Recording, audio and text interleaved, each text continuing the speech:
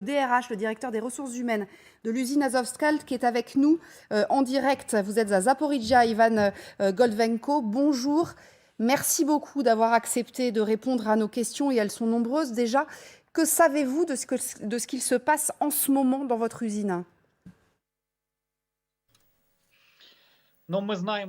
Nous savons qu'en premier lieu, 196 personnes hier ont réussi à atteindre la ville de Zaporizhia, le lieu sécurisé. La veille, ils étaient évacués du site d'Assyrie. Et avant cela, pour que les militaires russes les autorisent à partir vers Zaporizhia, ils ont été amenés dans une autre ville prénommée Bezimene, où ils ont été retenus pendant un temps assez long dans un camp de filtration.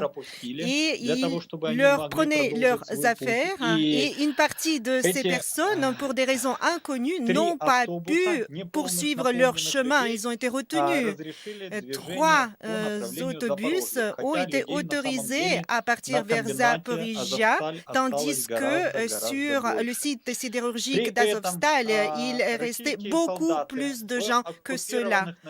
En même temps, les soldats russes dans les communes occupées, les communes le long desquelles les convois humanitaires d'évacuation pourraient passer, étaient privés de signal, étaient privés de réseau. Les gens ne pouvaient pas être informés du déplacement pour l'évacuation. À Vassilievka, il y avait des gens qui attendaient pour pouvoir suivre le convoi d'évacuation, mais les Russes, sur 2 chars et les fusils à la main, ont fait barrage et ont interdit à ces civils de se joindre à cette colonne d'évacuation.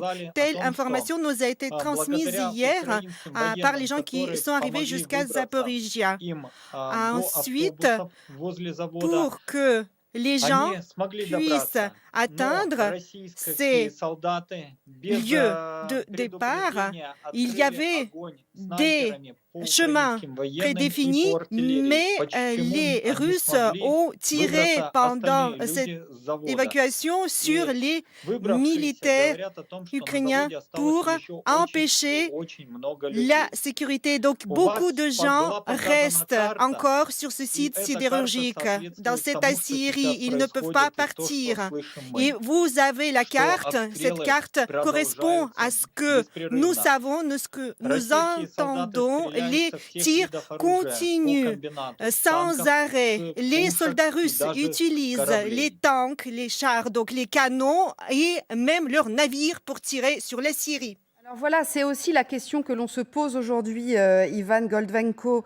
On nous dit, on voit des images qui nous sont parvenues par le ministère de la Défense du Donetsk. On voit des images de cette usine qui est pilonnée, manifestement bombardée. Le Kremlin dément qu'il y ait un assaut. Le maire de Mariupol, lui, nous dit on n'a plus de contact avec les militaires sur place. Qu'est-ce que vous savez de cela ? Vous confirmez ?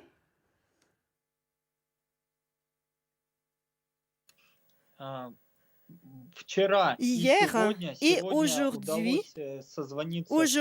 nous avons réussi à entrer en contact avec les gens dans la ville de Mariupol, non pas sur le site de la Syrie, mais dans la ville de Mariupol. Et les habitants de Mariupol confirment que les tirs continuent. C'est une preuve de plus que le Kremlin dit quelque chose tout en faisant le contraire en même temps. Le Kremlin avait promis de laisser évacuer tous les civils à partir de l'usine d'Azovstal, mais les faits prouvent qu'ils ne le font pas. Et les gens qui ont réussi à sortir nous racontent ces histoires effrayantes. Seule une petite portion de gens ont réussi à évacuer et les snipers russes ont ouvert le feu, ont utilisé l'artillerie pour empêcher. Voilà, toutes ces informations viennent des rescapés qui sont arrivés jusqu'à Zaporizhia. Oui, et on a entendu effectivement un certain nombre de témoignages. Vous les avez accueillis aussi, ces rescapés. Ce site d'Azovstal, vous le connaissez très bien, évidemment, puisque vous en êtes le directeur des ressources humaines. Est-ce que vous pouvez quantifier à peu près le nombre de personnes qui pourraient rester justement sur ce site ?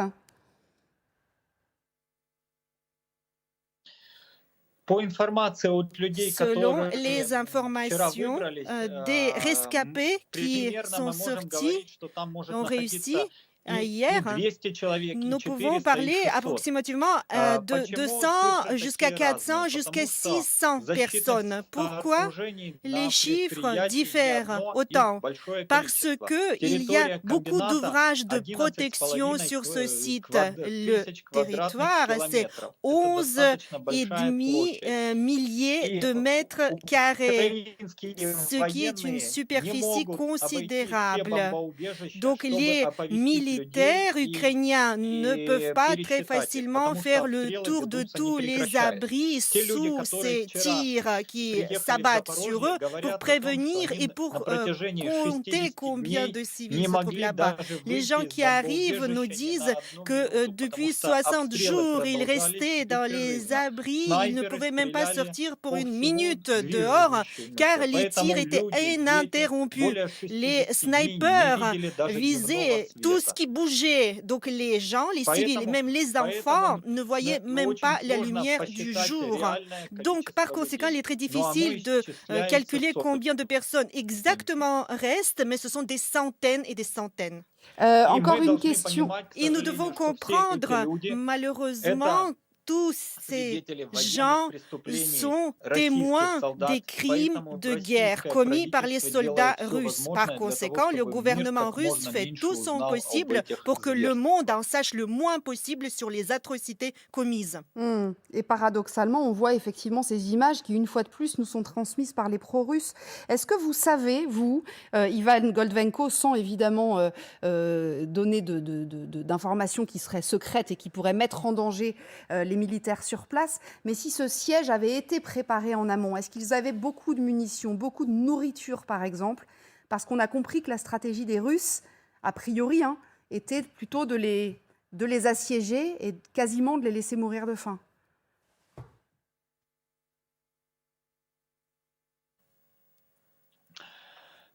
La Seconde Guerre mondiale avait des exemples du siège de Stalingrad, du siège de Leningrad, du siège de la forteresse de Brest. Mais c'était l'Allemagne nazie qui avait attaqué nombreux pays, l'Union soviétique, pendant la Seconde Guerre mondiale. Aujourd'hui, c'est l'armée russe qui assiège les villes ukrainiennes et qui essaye de s'emparer de ces lieux en faisant mourir d'extension aussi bien les militaires que les civils.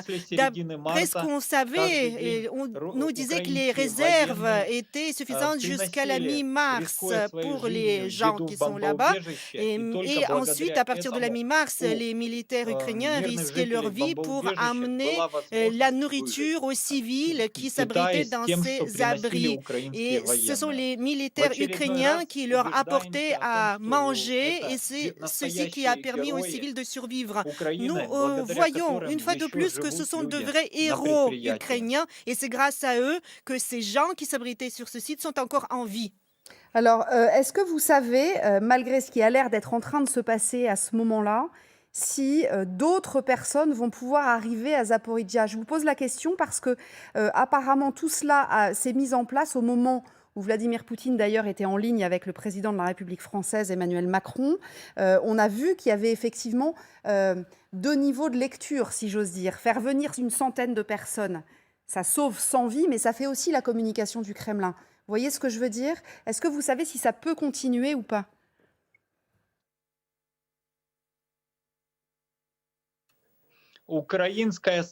La partie ukrainienne, la diplomatie fera tout ce qu'il faut, n'épargnera aucun effort. Et nous espérons que les organisations internationales, l'ONU, la Croix-Rouge et le gouvernement français, parmi d'autres, nous aideront à obtenir de la part de l'armée russe et du gouvernement russe le respect de leurs promesses et non pas dans leurs paroles, mais dans leurs actes, car le résultat d'hier est une petite victoire pour sauver 196 personnes, mais il y a beaucoup plus de gens sur ce site sidérurgique, des centaines de gens.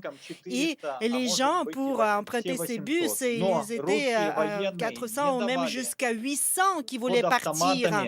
Mais les militaires russes ont empêché le fusil à la main ces civils de se joindre au convoi d'évacuation, à la colonne d'évacuation, en disant pour les autres qu'on ne les laisse pas partir et ils prennent donc en otage les villes ukrainiennes. Quand vous voyez, Ivan Goldvenko, ces images, encore une fois, de l'usine qui est pilonnée, quand vous avez les informations du maire de Mariupol qui dit on n'a plus de contact avec les militaires, est-ce que vous êtes inquiet? Est-ce que vous vous dites, bon, ça sent la fin, effectivement, cette usine va tomber?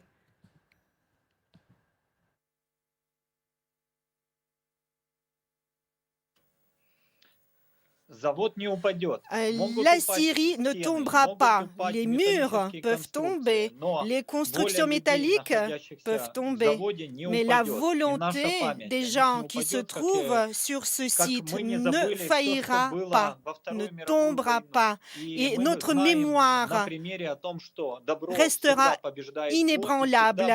Comme pendant la Seconde Guerre mondiale, nous savons que le bien l'emporte sur le mal. Et c'est la vérité qui triomphe toujours. À la fin.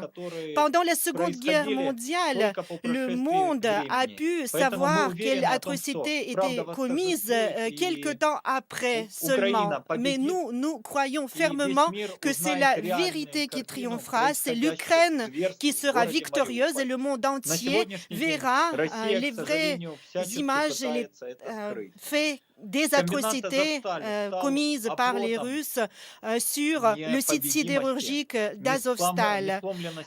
L'usine, la Syrie d'Azovstal est la forteresse, la bastion de la volonté d'acier, volonté inébranlable des combattants et des Ukrainiens. Notre Assyrie est avec nous et nous sommes persuadés que tout comme en 1940, la ville de Mariupol était libérée de l'Allemagne nazie, aujourd'hui, je suis persuadée que nous allons libérer la ville de Mariupol des rushistes et nous allons rebâtir aussi bien la ville que la Syrie. Merci infiniment, Ivan Goldvenko, d'avoir été longuement avec nous. Merci beaucoup